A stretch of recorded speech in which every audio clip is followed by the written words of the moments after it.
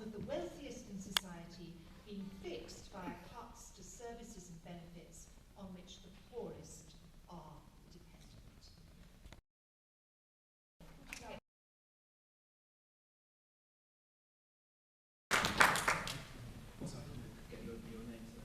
Michael. We've just been through the longest and deepest recession since the Second World War, arguably the 20th century. That was a recession brought about for a whole range of reasons, in part through the incredibly poor economic management of the last Labour government that most people in this country will take a long time to forget. Also due to the banks, mismanagement of the banks, due to high spending, people borrowing too much, a range of things, but it's been an incredibly difficult period, which we seem to be just coming out of. But to come out of that recession, to tackle the deficit, the debts, we had to take, as a coalition government, some very difficult decisions. Were they the right decisions? Well, on balance, yes they were, because the country is recovering. On the big macro issue that faced this coalition when we arrived in 2010, which was how can Britain pay its way in the world? How can our economy survive and prosper? I think most people that I meet on the streets of Newark and Southwell believe, yes, the Chancellor, the Prime Minister, even Nick Clegg took the right decisions and we're coming out. Let me give you a few statistics of how things are changing positively in this area. The East Midlands is now the fastest growing region in the British economy. We have almost 8,000 more jobs in the Newark constituency than we had in 2010. That's 8,000 more families with the security of a pay packet. There's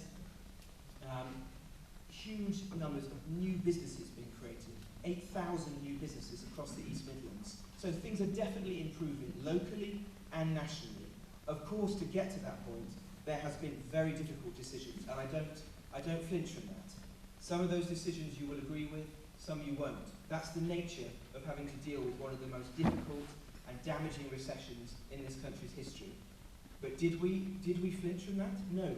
I think the government deserves great credit for having tackled head-on an issue which was of immense national difficulty and come out of it. It's not over yet. We need more time, and this region needs more time before we'll see the full benefits of it. But it was the right decision in general, and we're all grateful for it, because for it, we're getting those jobs, the new businesses, the prosperity upon which everything that you believe in, whether it's schools, hospital, the NHS, paying for the floods, all the things that will no doubt be raised tonight depend on having a growing economy, well managed, and I'm afraid well managed by a conservative government, which is always the government that stands up for British prosperity. That's what we need to pay for the public services that you believe in and ensure that the cuts we've had to go through, some of which are still to come, do not have to happen again in the future. But we don't actually have a conservative government.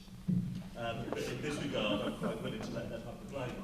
I think the honest, short answer to the question is because somebody here put Ian Duncan-Smith in charge, and he has been a disaster in welfare. It is morally wrong what has happened, and I don't seek to defend it. When we have people having to rely on food banks, something is going wrong.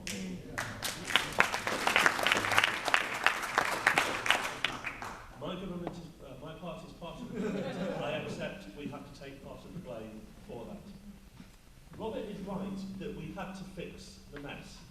It was a big mess. Do you remember the note that Liam Byrne left, the former Chief Secretary of the Treasury? Dear Chief Secretary, there's no money left. That was the complete answer. That's what he said. There's no money left. That was the situation. Gordon Brown told us that he'd abolished boom and bust. It was half right. He'd abolished boom. Fortunately, we're now recovering from that. But it has been a very difficult exercise. I would be happier justifying cuts to benefits if I could see that there have been corresponding cuts to the amounts going to, frankly, the rich. I don't see that having happened. I think that's a problem that this government have not faced up to, and it is an issue that we still need to address. If you'll let me, I would be arguing to make sure that the poor do not suffer for the greed of the bankers. Thank you. Not having enough to say about economics, so would you like to speak?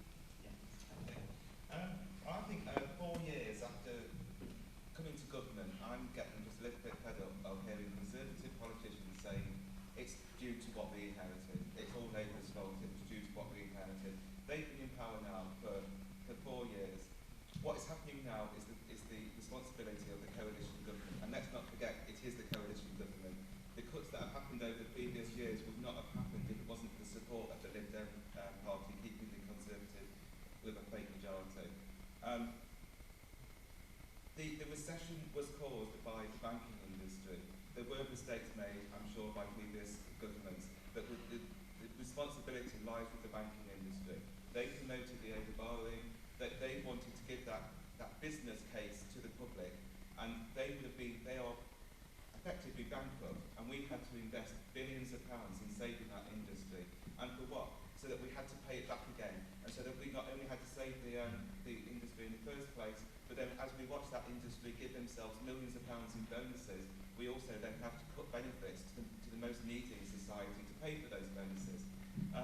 When we also see corporate tax avoidance at a massive scale, individuals that have huge incomes coming in that avoid tax, it really makes my blood boil when I hear people bemoaning the fact they have to pay a £1 million tax bill.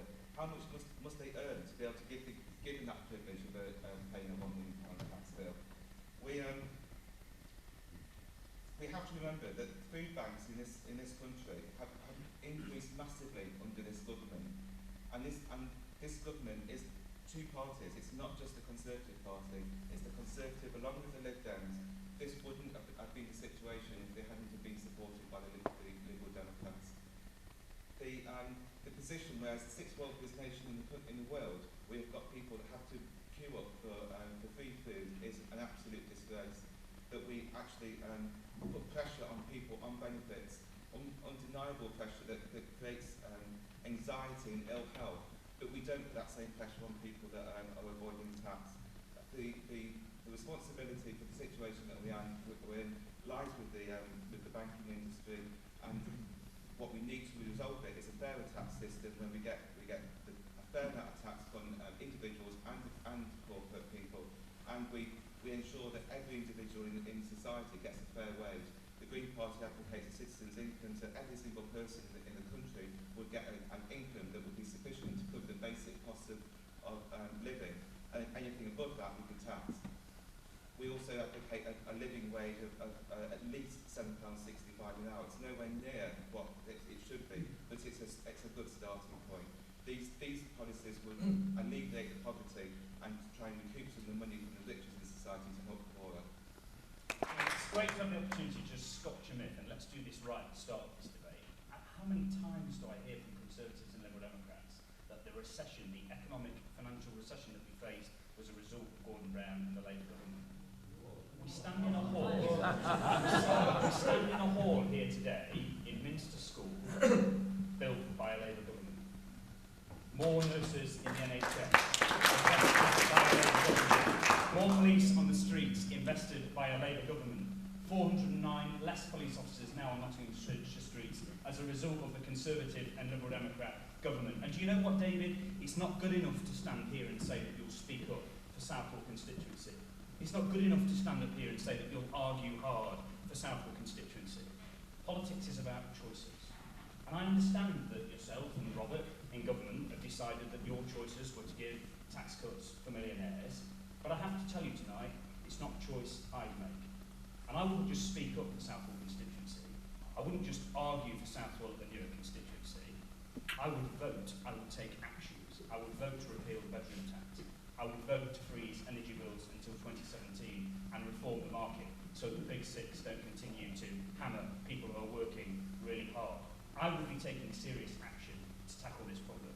And do you know what? Whatever you think of Gordon Brown, whether you agree with him or disagree with him, let's just remember until the eve of the recession, Robert's party voted for every single penny, pound and penny of spending the Labour government set out. Go back and read Hansard if you don't believe me, Robert, because it's on record. Vince Cable was your finance spokesperson, David, and he supported our plans too. And you know what? He said you were getting it. I didn't agree with everything that Gordon Brown did, but in the last 2 weeks, when cash machines may well have stopped working, Gordon Brown showed leadership. He flew around the world and made sure that actually we had the fiscal stimulus that we required. But what's required now is a politics where the economy stands up for the many. I don't need to tell all of you, many of you will volunteer for Churches Together, giving food to the food bank on Baggaley Methodist Church in Newark. Many of you will see the 840 families who are hit by the bedroom tax here in the constituency. Many of you will know that there are 2,000 children in this constituency who are struggling in 2014 on food poverty. Many of you will also know that there are 13% of houses in this constituency who can't even afford their electricity and their gas. We have a government that is standing up for the wealthy few, not the hard-working many. And I'll be an MP that won't just speak and argue for the constituency.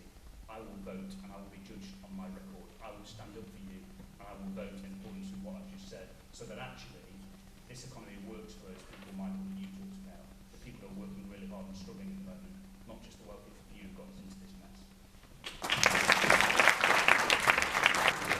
Well, we've had members of the panel saying that they're going to vote according to their conscience, and they've said they may vote against the party line if they disagree with the party.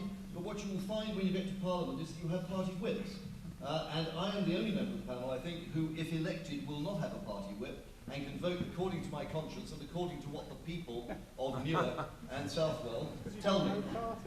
First of all, it is the case that the banks were to a large extent responsible for the crisis we faced, but let's not forget central bankers, in other words, government policy was an enormous factor there. It wasn't the banks all by themselves. But I have to say, I agree with Robert Jenrick here. I would blame the previous Labour administration, which spent more money than it could raise and created a massive debt, and that debt overhang has been the problem. The question, though, is whether the present administration, coalition, is actually doing the things it needs to do. And I said earlier, I mentioned various things that we are spending money on that we don't need to spend money on, and if we had spent less money on those things, like the amount of money we pay every year to the European Union, like the 50 billion, or is it 80 billion they're going to spend on high-speed rail, and so on, we would have more money in the kitty to pay down the deficit and to do the other social things that we want to do. And I'll just mention two things briefly.